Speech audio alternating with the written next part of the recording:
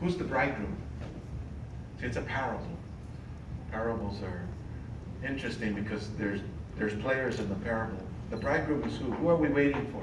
Who's coming that we're all waiting for? Jesus, right? Jesus. We're waiting for Jesus. Jesus is the bridegroom.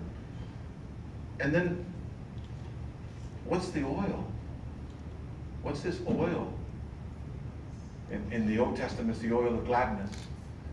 In the stories of Christ, when I was hungry, you gave me to eat. When I was thirsty, you gave me to drink. When I was naked, you clothed me. These become those things that bring us closer to Christ.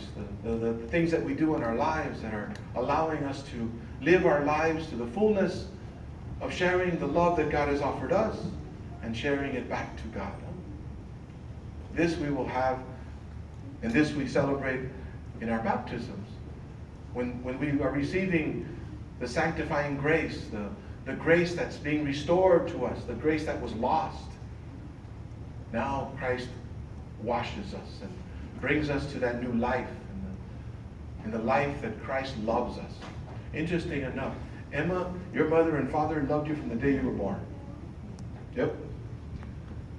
And on all the struggles and all the things that happened in life, no matter what, they will always love you.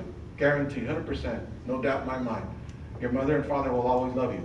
Your godmother or your godfather and your godmother will love you. Your grandparents will love you. Your aunts and your uncles will love you. They all love you from the day you were born. That is almost the beauty of it all. That the love of a little child when she's born is love immediately from when she's seen. Well, in baptism, you wonder, you say, well, in baptism, how is that also communicated? Well, God loved you from the day you were born. God loved you from the day you were in your mother's womb. And God wants to love you more and more. So from the waters of baptism, you are given the opportunity to be given the grace of that love. As though God has to say it loudly and proclaim it. I love you from the day you were born. I love you, and I will always love you. That's the grace. And that power of that love, that power of that sanctifying grace is the power of the love that will keep you committed in loving God back. Because it's important that we love God and we love one another. That will be the great commandment of God. Love one another as I have loved you.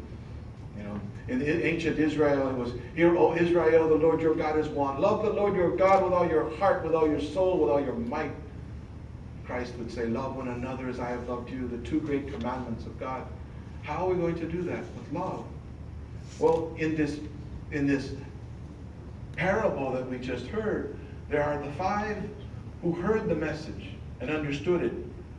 And they had plenty of oil. This gift, this love that they shared, this wonderment of life they were